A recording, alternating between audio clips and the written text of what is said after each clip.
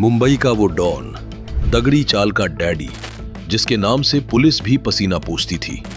लेकिन एक दिन क्राइम ब्रांच के अफसर सीधे उसके किले में घुस गए। रिवॉल्वर सामने थी और वही डॉन जो शहर को डराता था, कांपती आवाज में बोला, सर, मुझे टॉयलेट जाना है। नीचे सैकड़ों महिलाएं रास्ता रोककर खड़ी थी, गिरफ्तारी रोकने के लिए इंसानी दीवार बनकर। मगर उस दिन किला टूटा और मुंबई अंडरवर्ल्ड के इतिहास में पहली बार अरुण गवली को सजा हुई। कैसे टूटा डैडी का रौब, जानने के लिए देखते रहिए क्राइम थ्रिलर स्टोरीज।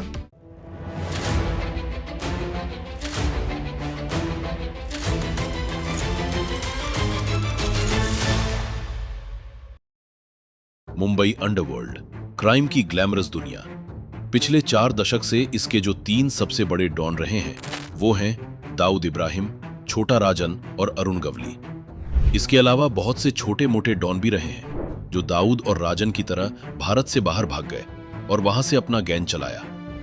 मगर अरुण गवली अकेला डॉन रहा है जो कभी भी इंडिया छोड़कर भागा नहीं। कभी जेल से, कभी फरार होकर और कभी अपने ठिकाने दगड़ी चाल से अपना सिंडिकेट चलाता रहा। उसके लोग उसे डैडी कहकर बुलाते हैं। गवली के खिलाफ कई केस रहे हैं जिसमें धमकी, एक्सटॉर्शन से लेकर हत्या और गैंगवार तक के कई सारे मामले दर्ज हुए हैं। उसके निशाने पर विरोधी गैंग के लोग, नेता, अभिनेता, बिल्डर जैसे लोग रहे हैं। मुंबई पुलिस की तमाम कोशिशों के बावजूद कभी भी गवली को किसी भी केस में सजा नहीं हो पाई थी। मगर तभी होता है एक मर्डर।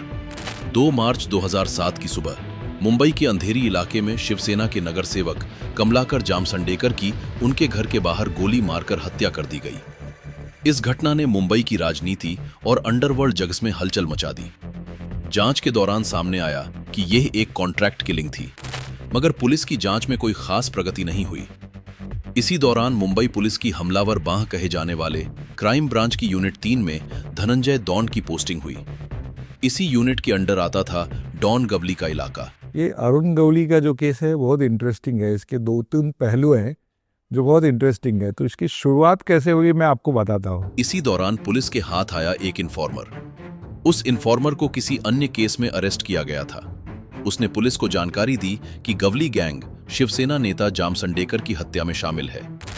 तो इसकी शुरुआत बहुत एक मामूली इन्फॉर्मेशन से हो गई। तो उसने बताया कि सर, सबसे इम्पोर्टेंट केस है जो कमलाकर जामसंडेकर करके नगर सेवक है, उनका जो मर्डर हुआ था वो अरुण गवली ने किया है। तो उसमें तो वो अंधेरी MIDC पुलिस स्टेशन में वगैरह केस चल रहा था और उसमें कुछ खासी उसमें प्रोग्रेस नहीं थी इन्वेस्टिगेशन में। 2-3 लोगों को अरेस्ट किया था। गवली को गिरफ्तार करना इतना आसान नहीं था क्योंकि अरुण गवली ने अपनी पार्टी बनाकर 2004 में विधायक का चुनाव जीत लिया और राजनीति में सक्रिय हो गया। उसकी छवि 2 हिस्सों में बटी थी। समर्थक उसे रॉबिनहुड मानते थे, जबकि पुलिस रिकॉर्ड में वो संगठित अपराध, वसूली और गैंग संचालन का आरोपी था। विधायक रहते हुए उसके खिलाफ कार्रवाई करना, खासकर विधानसभा सत्र के दौरान, पुलिस के लिए बड़ी चुनौती बन गया था। से हमने उस शूटर्स को भी अरेस्ट किया, जो सुपारी देने वाले थे उनको भी अरेस्ट किया और गौड़ी का रोल भी पूरी तरह से उभर के इसमें आ गया कि मीटिंग्स हो गए थे वगैरह। बट ये सारी चीज़ें हमने एकदम क्लोज रखी थी क्योंकि गौड़ी को अगर मालूम पड़ा तो भाग जाएगा। क्योंकि इसके पहले जो एक अटेम्प्ट किया था क्राइम ब्रांच में उसने अरेस्ट करने का, उसमें FIR रजिस्टर होने के बाद गवली भाग गया था। उसने सुप्रीम कोर्ट में एंटीसिपेटरी बेल किया, फिर कंप्लेनेंट हॉस्टाइल हो गया और बहुत पुलिस की मतलब नाचक्की हो गई उसमें। तो उसकी वजह से हमारे सुपीरियर्स भी बोल रहे थे कि भाई अगर गवली को अरेस्ट करना है तो तुम्हारे पास एक फुल प्रूफ केस होना चाहिए। तो हमने उनको सारे पेपर दिखाए, हमने बोला हमारे पास तो, उनके पास बिल्कुल फुल प्रूफ केस है। तो उन्होंने फिर हमारे जो वरिष्ठ अधिकारी थे उन्होंने गवर्नमेंट से बात की क्योंकि असेंबली सेशन चालू था और असेंबली सेशन में एक MLA को अरेस्ट करना तो असेंबली में पूरा अप्रोर हो जाता था। तो टाइम पे जो अपने होम मिनिस्टर थे RR पाटिल, उन्होंने कहा कि अगर आपके पास पूरा प्रॉपर केस है तो आप उसको अरेस्ट कर सकते हैं, असेंबली की चिंता मत करो, मैं संभाल लूंगा। एक बार होम मिनिस्ट्री से परमिशन मिल गई, मगर उसके बावजूद गवली को उसके अड्डे दगड़ी चाल से गिरफ्तार करना आसान नहीं था। हमने फिर प्लान किया कि उसको अरेस्ट करने का। हमने ये तय किया कि सिर्फ 2 लोग जाएंगे अंदर और मैं और मेरे साथ एक ऑफिसर था, ये 2 लोग जाएंगे। हालांकि चारों तरफ से पूरी टीम हमारी रहेंगी पूरे वेपन्स के साथ राइट कंट्रोल टाइप्स पूरे, मतलब जितने SRP सब अरेंज किया था खुद। वो टाइम के जो DCP जॉइंट ये थे एडिशनल कमिश्नर, वो खुद आके खड़े थे, एक डिस्टेंस पे आके खड़े थे कि कुछ इवेंचुअलिटी हो गई तो।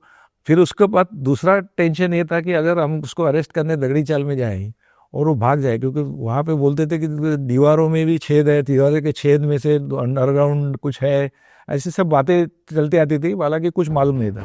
दगड़ी चाल ये गवली की शक्ति, प्रभाव और डर का प्रतीक थी। ये इंडिया के मुंबई शहर के भायखला इलाके में स्थित है।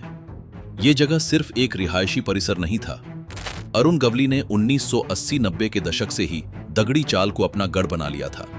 यहां से ही उसके गैंग की गतिविधियां संचालित होती थीं। संकरी गलियां, एक ही प्रवेश द्वार, अंदर बाहर आने जाने पर कड़ी निगरानी, ये सब मिलकर इसे एक सुरक्षित ठिकाना बनाते थे।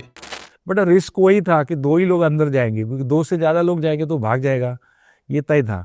और वो समझना नहीं चाहिए कि हम लोग वो दूसरे माले पे बैठा था, तो दूसरे माले तक पहुंचने तक किसी को मालूम नहीं पड़ना चाहिए कि पुलिस है। तो हम सिविल ड्रेस में 2 लोग गए, हमारे पास 2 वेपन थे हमारे अपने, और हम लोग गए।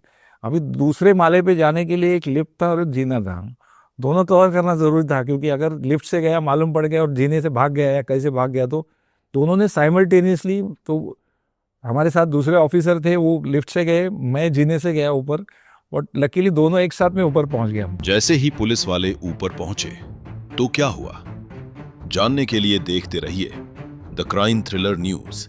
ऊपर पहुंचने के बाद सामने गवली ऑफिस में बैठा था, 2 साइड में 2 वकील बैठे थे। जैसे उसको पता ही नहीं चला कि पुलिस अंदर तक आई और सामने खड़े हो गए, तो मैंने इंट्रोड्यूस किया कि बोला, अरुण हम क्राइम ब्रांच से आए, पुलिस है। तो वो 2 मिनट के लिए ऐसा एकदम स्टैचू जैसा हो गया, उसको समझ में नहीं आ रहा था क्या चल रहा है। तो वो बहुत स्मार्ट बंदा है, उसने 2 मिनट में जान लिया कि ये कौन लोग है। उसने मेरे को सीधा बोला, अरे डाऊन साहेब काय मी काय पळून जाणार का, तुम्ही कशाला हे करताय, एक दूसरे कदम साहेब आहेत मला माहिती है। तो इस तरीके से उसने एक अपना एक कोशिश किया जमा। फिर डॉन गवली को क्यों और कैसे अचानक लग गई टट्टी, क्या हुआ आगे, जानने के लिए देखते रहिए द क्राइम थ्रिलर न्यूज। मैं बोला, देखो तुमको हमारे साथ आना है। तो बोला, सर मेरे को ना पेट का बहुत प्रॉब्लम है, तो मेरे को टॉयलेट हो रहा है, मेरे को 2 मिनट में टॉयलेट, इधर ही टॉयलेट है, मैं जाता हूँ। मैं बोला, नहीं, टॉयलेट आप जाओगे वहाँ पे दरवाजे से आप लास्ट टाइम भाग गए थे, हमारा भरोसा नहीं आपको ऊपर। तो मैंने बोला, आपको दरवाज़ा खुला रखना पड़ेगा। बोला, नहीं सर मेरे को फिर पैंट में हो जाएगा, इतना मेरे को बहुत प्रॉब्लम है। मतलब इतना क्या टेंशन लेने का, पुलिस है, हम लेके जा रहे हैं, बाकायदा लेके जा रहे हैं, ऐसा कोई तुमको डर की जरूरत नहीं है। तो बोला, नहीं सर मेरे को जाने दो। फिर हमने दरवाज़ा आधा खुला रख के उसको जाने दिया और 2 मिनट में बाहर आया। पहले मैंने चेक किया पूरा टॉयलेट, दीवार में कुछ कैविटीज़ है क्या, कुछ है क्या, वो सब चेक किया और बाहर आ गए। तो फिर मुझे मालूम पड़ गया कि ये इतना टाइम क्यों ले रहा था, थोड़ा टाइम पास क्यों कर रहा था। नीचे आ गए तो हमको शौक था, सामने 500 औरतें खड़ी थी और बोल रहे थे, हम जाने नहीं देंगे आपको। नीचे सामने सैकड़ों की संख्या में महिलाएं रास्ता रोके खड़ी थी, डॉन गवली की गिरफ्तारी को रोकने के लिए खड़ी थी। आगे बढ़ना नामुमकिन सा लग रहा था।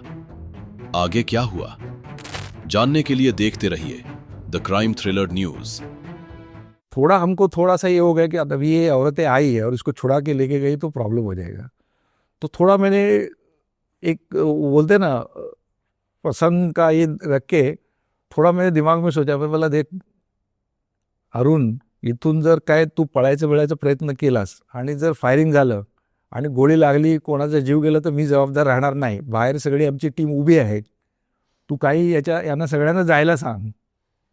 तर तो एवढा घाबरट होता, त्यांनी लगेच सगळ्यांना सांगितलं, तुम्ही सगळ्यांनी निघून जा, साहेब आपलेच आहेत, मी साहेबांबरोबर जातोय। आणि असं करून आम्ही बाहेर आलो आणि मग त्याला आम्ही क्राइम ब्रांचच्या ऑफिसमध्ये जाऊन कायदेशीर अटक वगैरे केली। आगे डॉन गवली पर अदालत में केस चला। शिवसेना नेता कमलाकर जामसंडेकर की हत्या के पीछे का मकसद निकालकर आया कि ये हत्या राजनीतिक दुश्मनी के कारण करवाई गई, क्योंकि 2007 के बीएमसी चुनाव में जामसंडेकर ने डॉन गवली की पार्टी अखिल भारतीय सेना के उम्मीदवार को हराया था। लंबी सुनवाई के बाद 2012 में अदालत ने डॉन गवली को इस हत्या का मास्टरमाइंड मानते हुए उम्र कैद की सजा सुनाई। इस तरह से मुंबई अंडरवर्ल्ड के इतिहास में पहली बार माफिया डॉन गवली को सजा हुई। मगर इस गिरफ्तारी के वाकये ने बहुत से मिसकंसेप्शन को दूर कर दिया।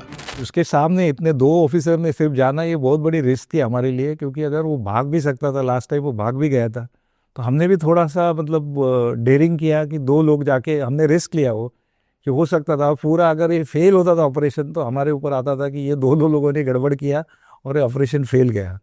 वैसा वो डरपोक है वो, मतलब बहुत डरता था कि पुलिस मेरे को एनकाउंटर में मार देगी, ये सब डर था उसके मन में था ही। जांबाज पुलिस ऑफिसर धनंजय दौंड ने जो रिस्क लिया, क्या वो ठीक था?